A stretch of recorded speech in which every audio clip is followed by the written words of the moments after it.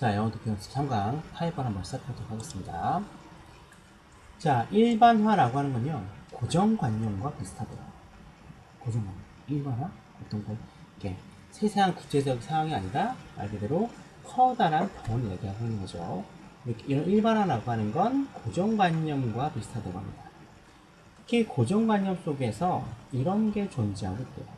어떤 게 존재하고 있는 것 같더니 하나의 작은 진실의 알맹이가 존재하고 있다고 합니다. 즉 뭐냐면 사실이 있다는 거죠. 진실이 존재해요. 근데 그런 진실이라고 하는 건 모든 이야기를 이야기하고 있지 않답니다. 이게 지금이죠.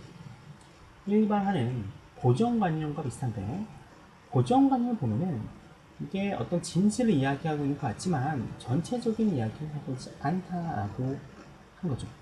뭐냐면 이제 부분성에 대해서 얘기하고 있는 거야. 즉 일반화라고 하는 건 모든 이야기를 다 하고 있지 않다라고 보시면 됩니다. 특히 의존하는 건 이런 아주 작은 진실에 의존하는 것. 뭐 하기 위해? 결론에 도달하기 위해서. 결론에 도달하기 위해서 이런 작은 진실에 의존하는 건 여기까지 주어가 있죠. 여기 line이라고 하는 동명사 주어입니다. 이러한 것들은 전체적인 사실을 왜곡하기도 합니다. 당연하죠. 아주 작은 부분에 의존하기 때문에 전체적인 진실을요 왜곡할 수도 있어요. 특히 여기 같은 경우에는 동명사 주어이기 때문에 동사의 단수형 이 부분 조심할 필요가 있습니다. 특히 글을 쓸 때 어디에 의존하는 것? 광범위한 일반화만 의존한다라고 하는 건 역시 마찬가지로 주어죠. 광범위한 일반화에만 의존한다라고 하는 건 이거와 같습니다. 뭐와 같나 봤더니 여러분들의 신용도를 훼손할 수도 있고요. 아까 나왔던 이야기 비슷하죠. 일반화라고 하는 것은 어떤 소수 아주 작은 진실을 이야기하는데 전체적인 부분을 이야기하고 있지 않은 거예요. 따라서 이게 다른 사람 듣게 되다 보면 오해를 할 수도 있다는 거죠. 따라서 광범위한 일반화에 의존한다는 건 여러분의 신용도에 어떤 위협을 가할 수도 있다라고 얘기하고 있습니다. 즉 광범위한 일반화는 신용도에 훼손을 줄 수 있다라고 보시면 있을 것 같습니다.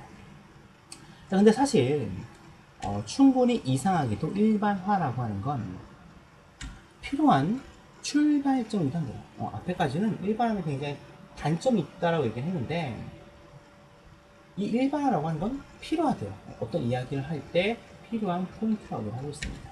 특히 뭘 위해서? 전반적인 계율을 이야기해요. 뭐에 대한? 여러분들 기본적인 메시지에 대한 전반적인 어떤 계율을 말하기 위해서는 뭐가 필요합니까? 일반화라고 하는 출발점이 필요하다라고 이야기하고 있어요. 즉 일반화라고 하는 것들은 어느 정도 필요하다는 거죠.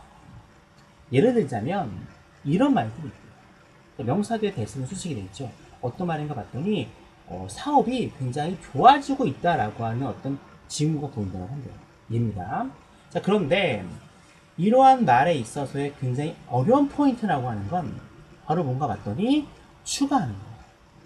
뭐 추가나 봤더니 뭔가 이게 도움이 되는 추가적인 내용을 더하는 게 어려운 포인트라고 하는 거죠. 명사 뒤에 ing이기 때문에 마찬가지로 수시라고 보시면 됩니다.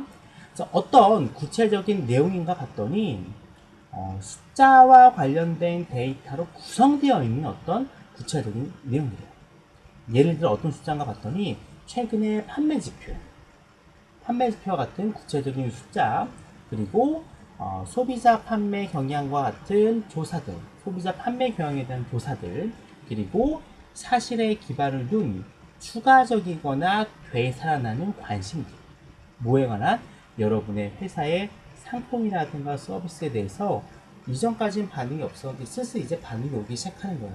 이거와 같은 여러 가지 자료들이죠. 됐죠? 특히 이러한 것들은요, 전문적인 의견을 포함하고 있어야 되는 거예요. 누구로부터? 판매 어떤 대표라던가 소비자들로부터. 특히 뭐 하기 위해서?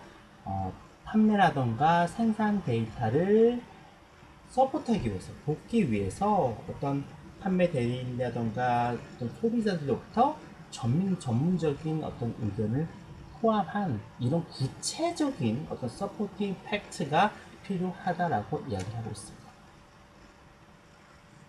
한마디로 굉장히 길게 얘기하겠지만 결과는 뭐냐면 추가적인 내용이 필요하다는 거죠. 자, 그래서 일반화라고 하는 게 어떤 생각에 있어서 초반의 어떤 근거로서 기능을 하고 있음에도 불구하고 일반화라고 하는 건 필요하다는 거죠. 하지만 도가 붙기 때문에 이건 별로 중요한 정보가 아니라는 거예요. 자, 이러한 일반화라고 하는 건 결코 이런 역할을 하지 못한다. 뭔가 봤더니 아주 결정적인 원즈 앞에 있는 명사 이렇게 되겠죠. 내용상 봤더니 파운데이션을 해요. 결정적인 근거로서는 역할을 하지 못한다는 거죠. 마찬가지로. 왜? 삐리리가 없기 때문에 된다는 거예요. 쭉 전반적인 내용을 보면 여러분들이 빈칸이 뭔지 금방 눈에 볼 겁니다. 자, 일반화라고 하는 건 사고의 최초 근거긴 하지만 삐리리 없이는 결정적인 근거가 되지 못한다라고 결론 내리고 있어요. 자, 문제 보도록 할게요. 전반적인 내용 봤을 때 앞에는 뭐라고 했습니까? 일반화는 문제가 될 수 있다고 했어요. 그런데 이 B점부터 봤을 때 못 나오면 일반화는 시작점이 될 수 있대요. 쭉 봤더니 일반화라고 하는 건 시작점이기도 하지만 뭐가 필요하다? 구체적인 근거가 필요하다라고 얘기하고 있습니다. 이런 걸 봤을 때 1번입니다. hard.